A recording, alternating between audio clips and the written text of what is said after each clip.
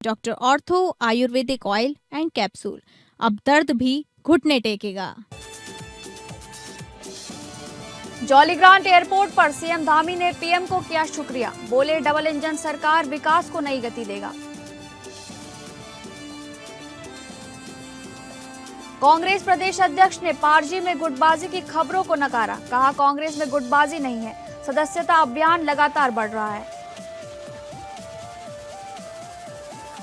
मसूरी के valley bridge पर लगा 8 किलोमीटर का लंबा जाम, सैलानियों और स्थानीय लोगों को भारी परेशानी।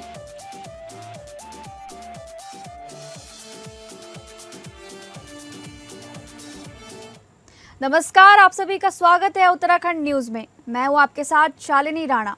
शुरुआत करेंगे उत्तराखंड से जुड़ी खबरों की।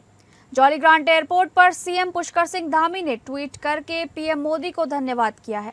धामी ने कहा कि आपके कुशल नेतृत्व में हमारी डबल इंजन सरकार प्रदेश में इंफ्रास्ट्रक्चर विकास को नई गति और दिशा दे रही है। इसी क्रम में देहरादून के जॉलीग्रांट एयरपोर्ट पर 486 करोड़ की लागत से निर्मित अत्याधुनिक टर्मिनल भवन तैयार किया गया है। ये नया टर्मिनल न केवल हवाई कनेक्टिविटी को सुदृढ़ करेगा, बल्कि पर्यटन, निवेश और रोजगार के नए अवसरों को भी बढ़ावा देकर उत्तराखंड के समग्र विकास में महत्वपूर्ण भूमिका निभाएगा। मुख्यमंत्री पुष्कर सिंह धामी ने 26 मार्च 2026 को देहरादून के जॉलीग्रांट एयरपोर्ट से पिथौरागढ़ नैनी सैनी हवाई पट्टी के लिए 42 सीटर विमान सेवा का शुभारंभ किया।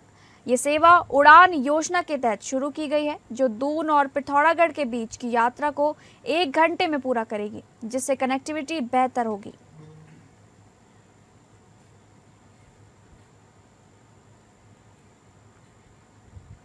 पांच महीने के बाद प्रधानमंत्री 14 अप्रैल को उत्तराखंड आएंगे। इससे पहले वो 9 नवंबर 2025 को राज्य स्थापना रजत जयंती समारोह में शामिल हुए थे।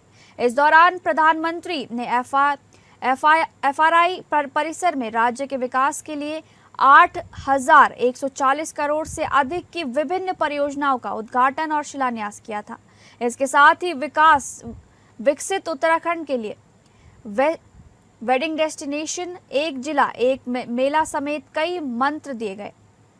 मुख्यमंत्री पुष्कर सिंह धामी ने कहा कि प्रधानमंत्री के दौरे से लोगों में काफी उत्साह है। देहरादून नई दिल्ली एलिवेटेड एक्सप्रेसवे के साथ ही अन्य विकास योजनाओं का लोकार्पण व शिलान्यास प्रधानमंत्री करेंगे।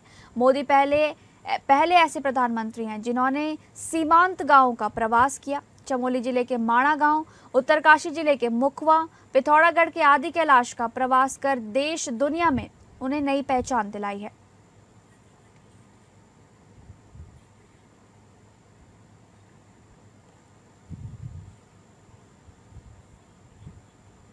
कांग्रेस में अचानक हुई हलचल के बाद पहली बार प्रदेश अध्यक्ष का बयान आया है।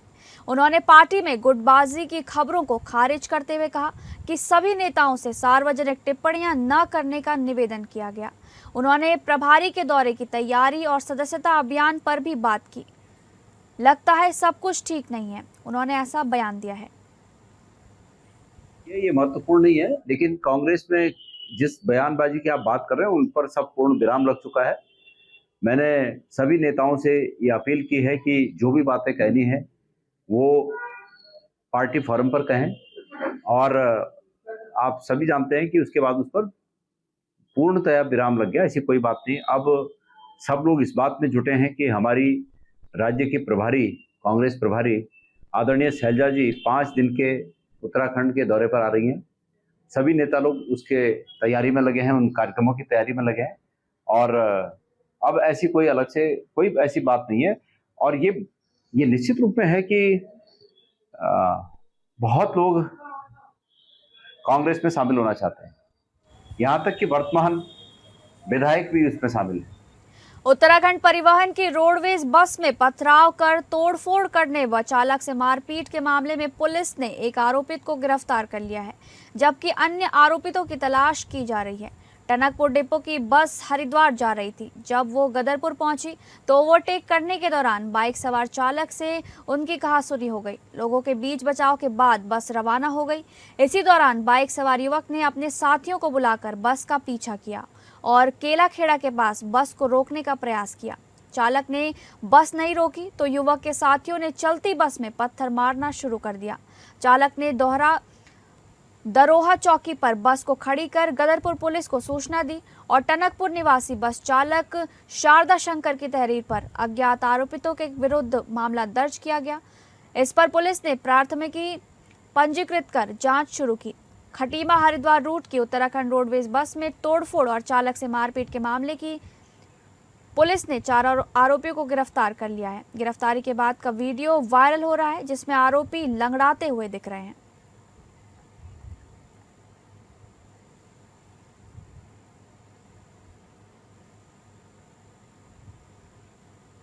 उत्तराखंड पुलिस मुख्यालय स्तर से चलाए जा रहे ऑपरेशन प्रहार के तहत पुलिस अधीक्षक बागेश्वर जितेंद्र मेहरा ने जनपद के समस्त थाना प्रभारियों को प्रभावी कार्रवाई किए जाने के निर्देश दिए हैं।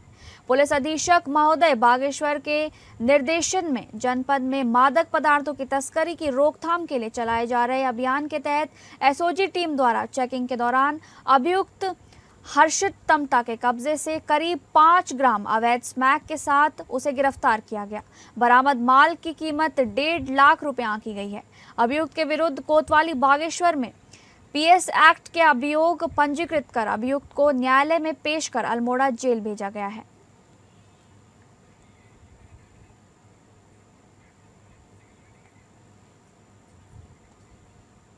वीकेंड पर मसूरी में हजारों सैलानियों के उमड़ने से शहर के विभिन्न स्थानों पर जाम की स्थिति बनी रही।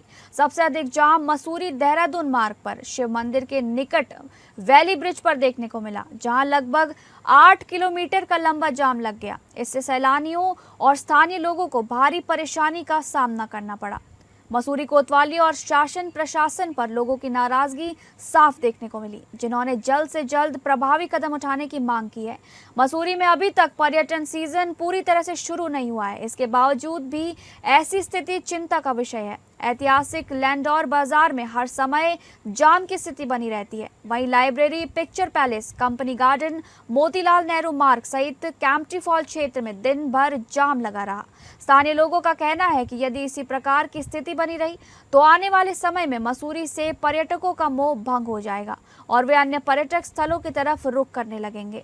जाम लगने का मुख्य कारण सड़कों पर बेतरतीब खड़े वाहन और चौक चौराहों पर पुलिस की कमी के साथ ही पार्किंग स्थलों की कमी होना भी है। लंडौर बाजार निवासी तनमीत सिंह ने शहर की बदहाली पर नाराजगी व्यक्त करते हुए कहा कि अभी सीजन भी शुरू नहीं हुआ है और जाम लगना अभी से शुरू हो गया है।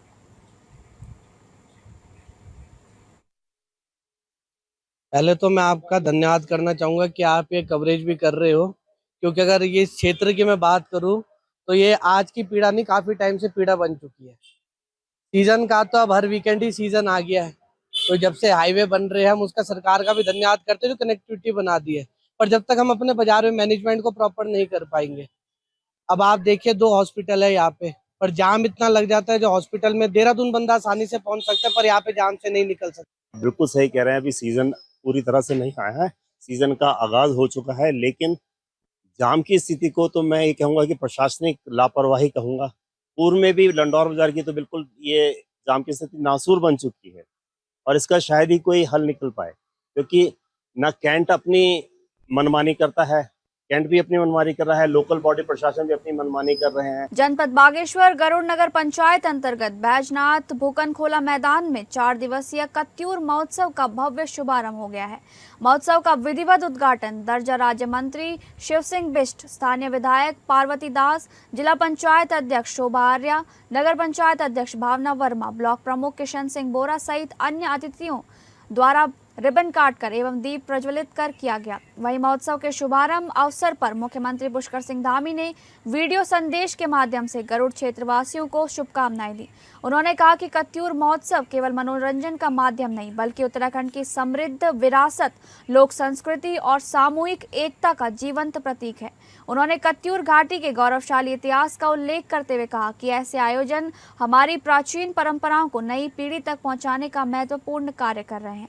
वहीं दर्जा राज्य मंत्री शिव सिंह बिष्ट ने कहा कि कत्यूर घाटी को ऐतिहासिक धरोहर बताते हुए महोत्सव क्षेत्र की संस्कृति और परंपराओं को उजागर करने का ये प्रभावी माध्यम है। उन्होंने इसे स्थानीय लोगों की एकता और उत्साह का प्रतीक बताया तथा सभी से इस आयोजन को सफल बनाने का आह्वान किया। वहीं नगर पंचायत अध्यक्ष भावना वर्मा ने कहा कि ऐसे आयोजनों को संस्कृति के संरक्षण और संवर्धन के लिए आवश्यक। जिला पंचायत अध्यक्ष शोभा आर्या ने कहा कि इस प्रकार के आयोजन हमारी ऐतिहासिक विरासत को भावी पीढ़ी तक पहुंचाने में महत्वपूर्ण भूमिका निभाते हैं। महोत्सव का आगाज 2026 आज जिसका शुभारंभ शोभा यात्रा के रूप में राजकीय इंटर कॉलेज गरुड़ से प्रारंभ होकर और जो हमारा आयोजन स्थल है हमारा भगनखोला खेल मैदान, उसमें अभी थोड़ी देर बाद उसका शुभारंभ हमारे जनप्रतिनिधि द्वारा यहाँ पर किया जाएगा। मैं कत्यूर के समस्त जनों को, कत्यूर के समस्त प्रबुद्धजनों को और कत्यूर घाटी के जो देश प्रदेशों में भी लोग हैं उन सबका भी बहुत बहुत धन्यवाद करूंगा और विशेष रूप से आयोजक समिति का बहुत बहुत धन्यवाद करूंगा। विगत एक माह से जो उन लोगों ने तैयारी करी, हमारे शिक्षा विभाग के सभी शिक्षकों का, सभी शिक्षिकाओं का, सभी छात्र एवं छात्राओं का बहुत बहुत आभार और धन्यवाद करूँगा। सबसे पहले तो आप सभी के चैनल का बहुत बहुत धन्यवाद। आपके चैनल के माध्यम से ये संदेश बहुत दूर तक जाएगा और कत्यूर महोत्सव 2026 दूर दराज के लोगों को भी देखने को मिलेगा।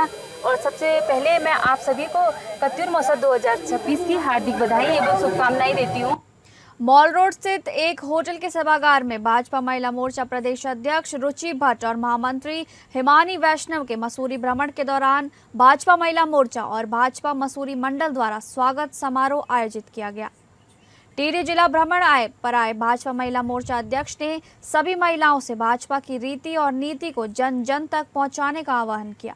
उत्तराखंड विधानसभा चुनाव 2027 जैसे जैसे नजदीक आ रहे हैं, भारतीय जनता पार्टी कार्यकर्ताओं को एकजुट करने में लग गई है और चुनाव अभियान में कांग्रेस से बढ़त बनाने में जुटी हुई है। कार्यक्रम में भाजपा कार्यकर्ताओं और महिला मोर्चा सदस्यों द्वारा प्रदेश अध्यक्ष और महामंत्री का मसूरी पहुंचने पर उन्हें शॉल ओढ़ाकर स्वागत किया गया। इस मौके पर भाजपा महिला मोर्चा प्रदेश अध्यक्ष रुचि भट्ट ने कहा कि प्रधानमंत्री नरेंद्र मोदी और उत्तराखंड के मुख्यमंत्री पुष्कर सिंह धामी के नेतृत्व में महिलाओं की भागीदारी बढ़ती जा रही है। उन्होंने कहा कि भाजपा बूथ स्तर पर कार्य कर रही है और महिलाएं रोजगार के क्षेत्र में आगे बढ़ रही हैं।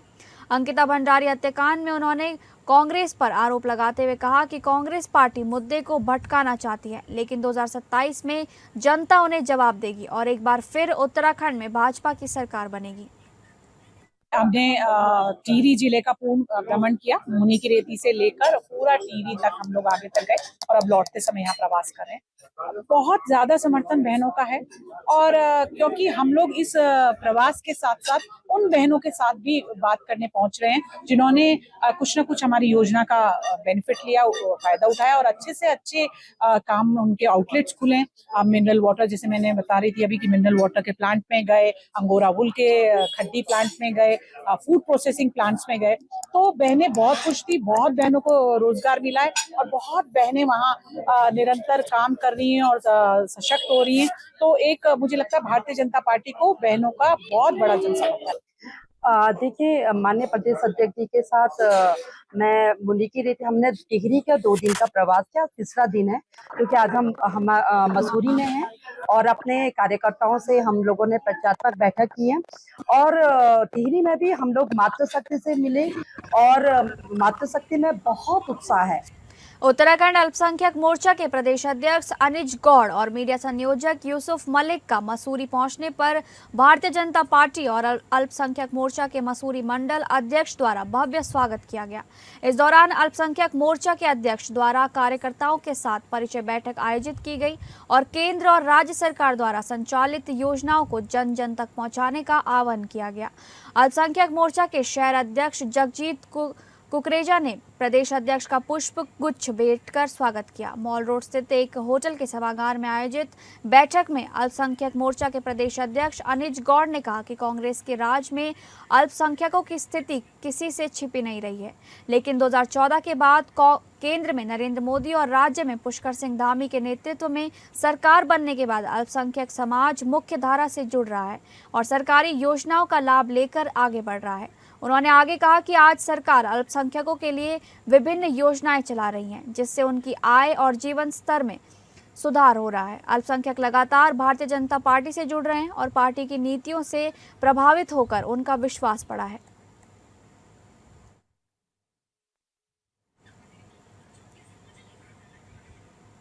देहरादून में जिलाधिकारी के खिलाफ वकीलों का गुस्सा खुलकर सामने आया है। बार एसोसिएशन ने आम सभा में बड़ा निर्णय लेते हुए न्यायालयों के बहिष्कार का ऐलान कर दिया है। देहरादून के विधि भवन में आयोजित आम सभा में बार एसोसिएशन के पदाधिकारियों और अधिवक्ताओं ने एकजुट होकर जिलाधिकारी के खिलाफ नाराजगी जताई। ये विरोध वरिष्ठ अधिवक्ता प्रेमचंद शर्मा के खिलाफ समाचार पत्र में प्रकाशित टिप्पणी को लेकर किया गया। बैठक में अधिवक्ताओं ने न सिर्फ इस टिप्पणी की निंदा की, बल्कि जिलाधिकारी के अधीन आने वाले राजस्व न्यायालयों और तहसीलों में व्याप्त भ्रष्टाचार का मुद्दा भी उठाया। वकीलों का कहना है कि दाखिल, खारिज और विरासत से जुड़े कई मामलों की फाइलें महीनों से लंबित हैं और सुनवाई के लिए समय तक निर्धारित नहीं किया जा रहा है। इसी के विरोध में बार एसोसिएशन ने निर्णय लिया है कि जब तक जिलाधिकारी का ट्रांसफर नहीं होता, तब तक जिलाधिकारी न्यायालय का पूर्ण बहिष्कार किया जाएगा। इसके साथ ही मंगलवार तक राजस्व न्यायालयों और रजिस्ट्रार कार्यालयों का भी पूर्ण बहिष्कार जारी रहा है। रजिस्ट्रार ऑफिस भी मंगलवार तक बंद रहेगा और मंगलवार के बाद जब तक जिलाधिकारी महोदय का देहरादून से ट्रांसफर नहीं होता, हम सब सम्मानित अधिवक्ता जो हैं उनकी कोर्ट का बहिष्कार करेंगे। कोई भी अधिवक्ता जिलाधिकारी की कोर्ट में नहीं जाएगा।